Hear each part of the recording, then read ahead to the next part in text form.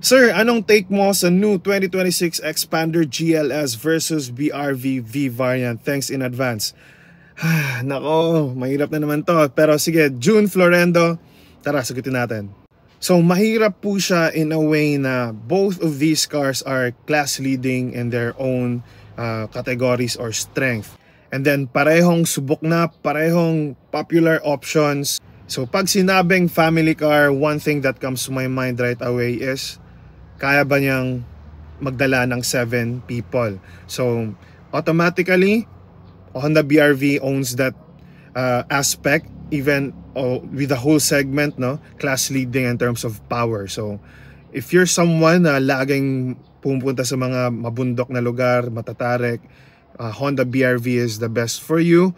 But, if you're someone na medyo malubak yung sa inyo at medyo prone sa baha, flood prone areas, and Expander naman is the class leading for that one. I'm not saying na terrible yung ground clearance ni Honda BRV, but it's decent naman.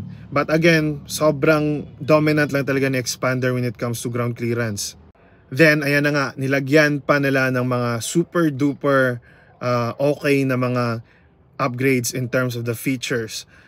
First of all, set aside na lang natin yung facelift, no? Okay din yun para sa akin. Gustong-gusto ko rin yung major, mas modern na exterior look ni Expander. Okay sa akin yun. But the thing is, yung sa inside talaga, yan, meron na siyang mas maganda na digital screen sa kanyang instrument cluster and infotainment display na mas malaki. And ayan na, 360-degree camera. Wala si Honda BRV nun. Not to mention na medyo obsolete na rin yung instrument display panel ni Honda BRV. You'll feel a bit more modern kay Expander, which I really like. Big downer lang talaga kay Expander is wala siyang speed sensing door locks and 6 airbags. 4 airbags lang si Expander, which is para sa napaka-importante nun for a family car. So again, medyo challenging siya kasi on one hand, the BRV medyo na tagilid sa features pero reliable, powerful, safety meron. On the other hand, Expander medyo tagilid din naman sa safety pero sobrang okay sa features.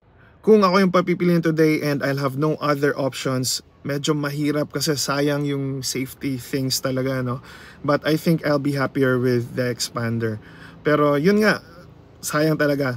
So sana nakatulong. For those who haven't yet, go ahead to my YouTube channel, watch our reviews about these cars. See you there.